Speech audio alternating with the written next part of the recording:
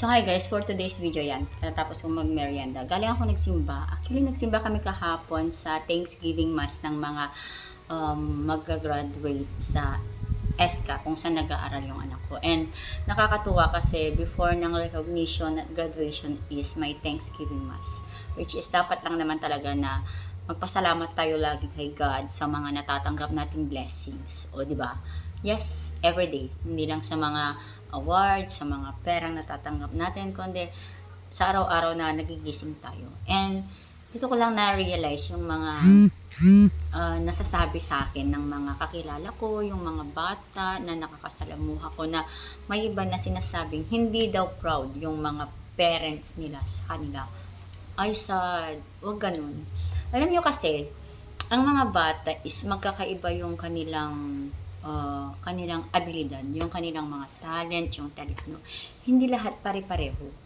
Pero hindi naman ibig sabihin nun na porket walang award or iisa lang yung award ng anak natin is i-compare mo na siya sa ibang mga bata. Well, guilty ako dyan. Yes, guilty ako dyan noon. Kasi minsan, ganun din yung iniisip ko noon. But then, pinarealize sa akin ng anak ko mismo na, ma, ito lang yung kaya ko. Yes, tama siya. So, nung nag-grade 7 siya, talagang sinabi niya na nahihirapan siya sa mga academics niya. Kasi nga, iba na yung way ng approach, ng pagtuturo. Siyempre, grade 7 na. And sabi niya, talaga na, ma, baka wala na akong award. So, sabi ko, it's okay, anak. So, kung talagang yun lang yung kaya mo, so be it. Pero ang importante is makapagtapos ka ng pag-aaral. Yes, yun ang mahalaga. Makapagtapos ng pag-aaral yung ating mga anak. Maibigay natin yung pangangailangan nila sa kanilang pag-aaral at encourage natin na mag-aral sila ng mabuti. Yan. Ang pinakamaganda is isupport natin yung kanilang gusto sa buhay, yung kanilang mga ginagawa. So, para naman sa anak ko, kaya nga, ang sinasabi ko sa kanya is, actually, meron yung part na parang gusto kong ituloy niya yung paglalaro niya ng chess.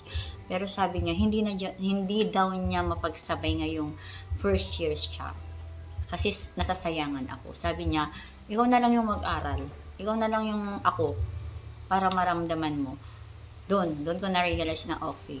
So, alam mo yung pressure sa mga bata ngayon. Yung iba kasi ngayon, noong tayo yung nag-aaral. Yan. So, sa mga parent na graduate ang kanilang anak, ang masasabi ko lang is be proud. Ano man ang makuhang award, meron man o wala. Be proud kasi makakapagtapos ang ating mga anak, pupunta sila sa next grade level. Malay mo, yung kapatid ko na lang. Sa kapatid ko na lang.